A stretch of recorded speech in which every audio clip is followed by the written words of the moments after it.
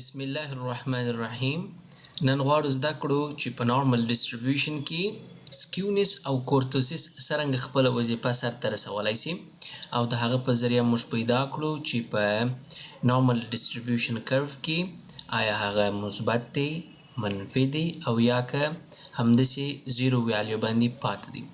لومړی سکیونس غواړو تعریف کړو. سکیونس عبارت د هغه درجې څخه دی چې موږ ته په نوموړي کرف کې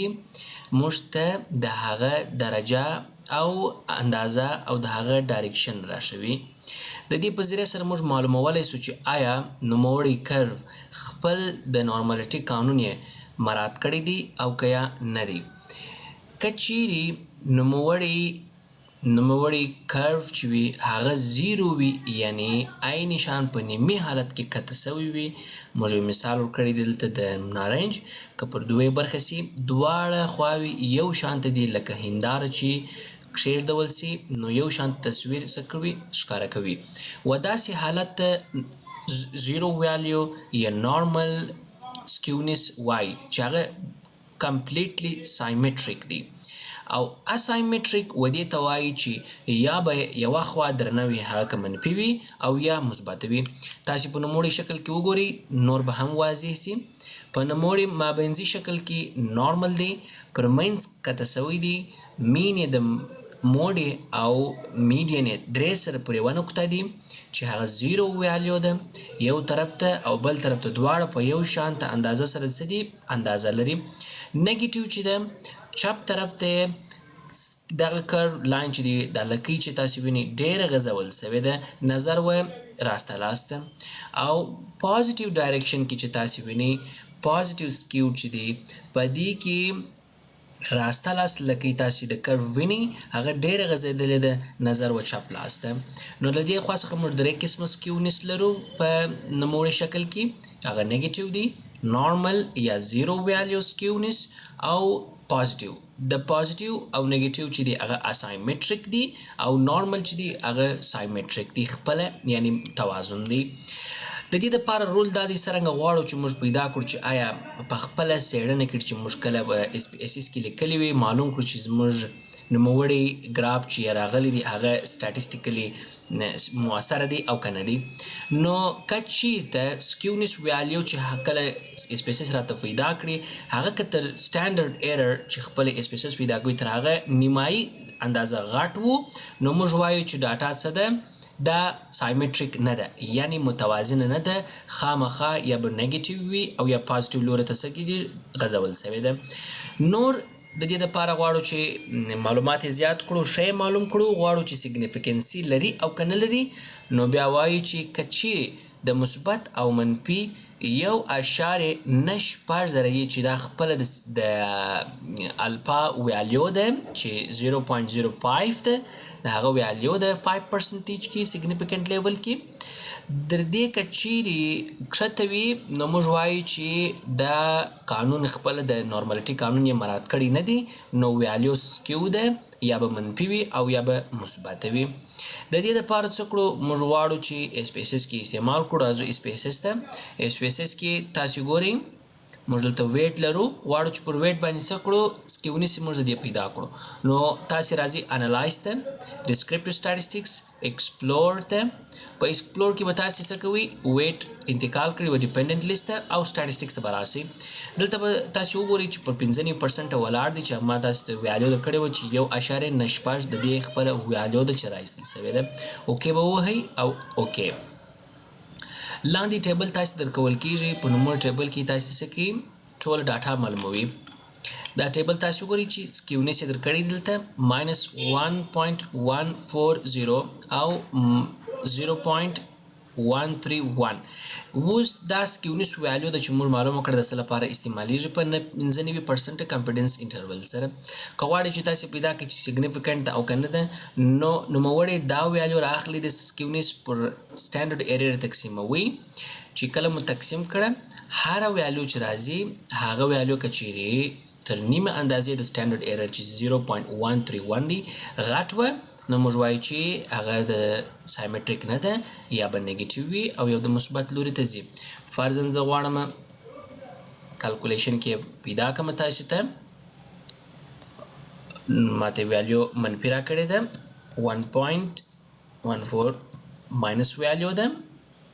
تقسیموي مې پر 0.131 باندې کله چې زه وګورم ماینس 8.70 راځي یعنی ویلیو چې د ډېره زیاته غټه ده تر دې ویلیو نیګیټیولی څه ده سکیو ده ویلیو نو دا څه کوي د دې طریقې سره موږ پیدا کولی شو سکیونس غواړو اوس وګورو چې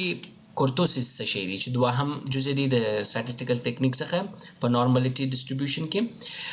کورتوسیس موږ ته دا راښیي چې په نوموړي کرو کې لوړوالی د دې نقطې یا تیز شارپنس چې موږ ورته وایو او یا پلنوالی چې موږ وایو راښکاره کوي آیا نوموړی کرو چې کله دی دا ډېر جګ دی لوړ دی او یا نارمل دی او یا بیخي فلټ دی لوېدلی شکل کې دی نو درې اندازې لري نوموړی لومړی چې دی چې په عادي حالت کې قرار ولري هغه چې کې کورتوسیس مساوي د 0 لیول سره وي هغه ته میزوکورتیک وای یا نارمل وای چې په نارمل شکل سره سره قرار لري دواړي خواې په یو اندازه کې پرتی وي کچيري کورتوسیس تر 0 غټ وي نو بیا هغه ته لیپټوکورتیک وای لیپټوکورتیک هغه ته ویل کېږي چې کله د کر مابینځي برخه ډېر کشش ولري او لوړې خواته ډېر پورته سوی وي ځینې ډاټاوې موږ لرو چې د هغو هیستوګرام ډاټا که چیرې کر موږ ورکړو ډسټریبیوشن کر په عیني شکل سره راځي دریم شکل هغه دا دی کله چې کورتوسیس ویلیو تر 0 کم وي نو هغه ته پلاټیکورتیک وایي د پلاټیکورتیک څخه مراد دا دی چې کوم شارپنس چې په کرو کې موجود وي هغه بالکل نه لري هغه لوېدلی وي او یو فلټ شکل ځان ته څه کوي اختیاروي د دې دپاره عیني شانته رول شته که چیرې ویلیو د کورتوسیس د سټینډرډ ایرر تر نیمې اندازه غټه وي نو هغه موږ وایو چې سایمټریک نه دی یعنی برقرار نه دی 0 ویلیو نه دی خامخا به یا به ډېر لوړ وي او یا به فلټ شکل کې وي یعنی به یا به لیپټوکورتیک وي او یا به پلاټیکورتیک وي نو که چیرې غواړو چې سټاتستیکلی پیدا کړو چې دا سیګنیفیکنټ دی مؤثره دی او که نه دی د دې دپاره بیا همغسې رول کو چې د پلس او ماینس 1.96 څخه چیرې ویلیو غټه وه هغه چې شي ده سیګنیفیکنټ ده یعنی نارمالیټي رول یې څه کړی دی مراعات کړی نه دی معنا څه کومو ویلیو چې دلته موږ تاسې لرو یعنی که چیرته اپډیټ وګورئ تاسې چې ما دلته راویستله منفي 8 وه کله چې تاسې سټاټسټیک د کورتوسیس ویلیو راواخلئ پر سټینډرډ ایرر یې تقسیم کړئ فرضاً زه دلته وکړم 2.704 divide upon 0.260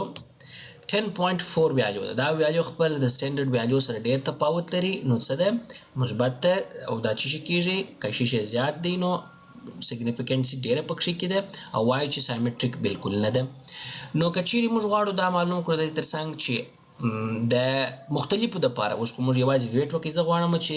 د میل او فیمیل جدا دپاره د هر یو ترمنځ باندې زه د هغوی سکیونس او کورتوسیس پیدا کړم نو تاسې په عین شان کې څه کوئ راځئ و ډاټا ته سپلټ فایل انتخابوئ په سپلټ فایل کې تاسې جنډر څه کړئ کمپیر مین راولئ دې خواته اوکې ووهئ راځئ انالایز ته پخوا په شان ډسکرپټیو سټاټسټکس ایکسپلور بته همداسې اوکې وهئ اوس که چیرې تاسې وګورئ دلته د فیمیل دپاره جدا کورتوسیس او سکیونس ډاټا ورکول سوی ده او د میل دپاره څه ده جدا سکیونس او کورتوسیس ورکول سوی ده د دې په ذریعه سره تاسې څه کولی شئ معلومولی شئ چې میل ډاټا چې کله ده هغه زیات سیګنیفیکنټ او یا سکیو ده او یا کورتوسیس لري او که چیرې فیمیل اوس غواړو پیدا کړو چې د دې انټرپریټیشن په څرنګه ترسره کولی شو چې غواړو فرضاً موږ ته ډاټا راکول سوي وي هغه غواړو انټرپریټ کړو او تشریح ورکړو نو د دې دپاره تاسې راځئ جمله لیکئ چې فرضاً موږ تاسې وزن راخیستي و پر هغه باندې مو کورتوسیس او سکیونس پیدا کړي وو لیکو چې ویټ واز فرضاً که چیرې ډسټریبیوټ نه و سوی سایمټریک ډاټا نه وه هغه کوم سټاټسټیکل میجرمنټ چې موږ درکړی و د هغه مطابق ونه سوله نو موږ وایو چې weight was non-normally distributed with skewness of value لیکي داسې دلته کوم value چې دلته تاسو درکول سوی د هغه value د skewness minus 1.169 او standard error value چې دلته تاسو درکول سوی د 0.179 دلته لیکي او د کورتوسیس د په عین شان در هغه لاندې لیکل سوی د 2.742 او standard error 0.355 کچيري distribute سوی و normally نو بیا تاسو لیکي چې weight was normally distributed with skewness of whatever هغه value چې کله ده او د کورتوسیس value عین شان ته تاسو څه کوئ رسموي او لیکئ